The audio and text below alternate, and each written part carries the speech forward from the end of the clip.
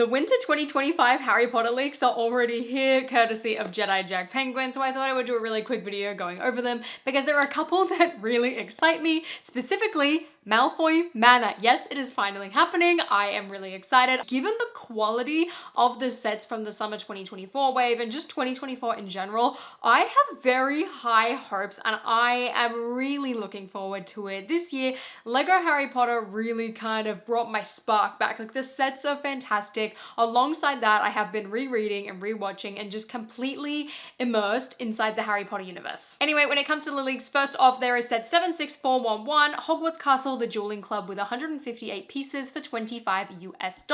Now, I'm assuming that this is going to come with a brand new Lockhart minifigure, possibly Snape as well, and I'm assuming Harry and Draco. I think if there's one minifigure that's going to get cut from that selection, it's definitely going to be Snape, and I'm also guessing that this is going to be some sort of like really basic sort of build and playset that can attach inside Hogwarts. I would much rather them do something a lot more closer to the 2002 style of this set, where it is just kind of like that really long walkway. I mean, I'm kind of excited. I'm mostly excited though for the new potential of a new Lockhart. Next up is 76444, Diagon Alley Wizarding Shops, which is going to be an 18+ set with 2,750 pieces and retails for $200 US.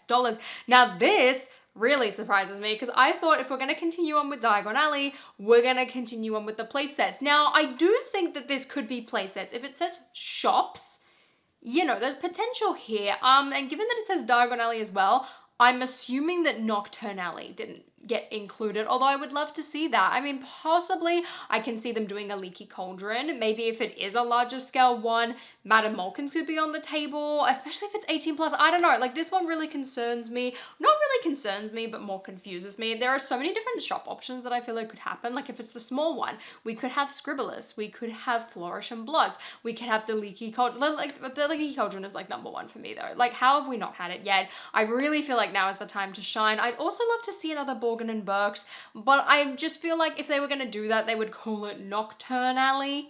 Maybe, I don't know. 76446, the Night Bus at 499 pieces is going to retail for $50 US, and I just assume that this is going to be in the same scale as the other Night Buses. Probably look a little bit more refined, but for the most part, the set will look like this. Next up, we have another Hogwarts Classroom with set 76447, Hogwarts Castle Flying Lesson with 651 pieces and $80 US. I think this will be a pretty substantial expansion. I'm assuming some sort of medium-sized tower that will connect into the most detailed Hogwarts Castle system ever. I can't see this one not being like that if it's going to cost $80. I'm assuming we're going to have Neville with his Remember All, Draco, Harry, probably Hermione, maybe a couple other random Hogwarts students, and possibly Madame Hooch. I don't anticipate this to have more than probably 4 or 5 minifigures though, to be honest, so we're probably going to get a lot of character repeats, which will kind of suck, but I'm hoping for some really cool stickered printing. We should get a couple of the new broom pieces, which will be pretty cool. I'm anticipating some good things from the set, but I'm not overly looking forward to it outside of the fact that we're going to continue on with the Hogwarts expansion. And next up, and the most exciting of them all, is set 76453, Malfoy Manor with 1,601 pieces and $150 US. This is going to be absolute fire. Bellatrix, I assume. I mean, all of these are just my guess, but I'm assuming Bellatrix. Finally, the return of Narcissa Malfoy, fingers crossed. A new Lucius Malfoy, a new Draco, Harry, Hermione, maybe Dobby, but then Dobby also kind of dies. They could also throw in Ollivander and Luna and Griphook, and there is a lot of minifigure potential here. Maybe some more of the Snatchers, you know, we can complete that out. But just, I cannot wait for this set. The fact that it's going to be big and have like probably some sort of like chandelier dropping feature, you can't tell me that that's not going to be a play feature in this set. Like dollhouse, gothic style, this is going to be such a good Halloween decoration. I know that that's not completely related, but think of the possibilities here. Also, the mock possibilities in the fact that you could just like turn this into a modular. That is really exciting. Then lastly, there are 2 more sets, which is set 76442 and 76443. And one will be a $20 set and one will be a $50 set. We just don't know which one is which at the moment. And the first one is going to be Hagrid's Bike and Sidecar. And the other one is going to be Hogwarts Castle Charms set. Now, I'm assuming that Charms will be the $50 one, just by judging by the potions class. And I also think it's going to be based off the first movie rather than another one, because that's really the only point we've seen a proper charms class.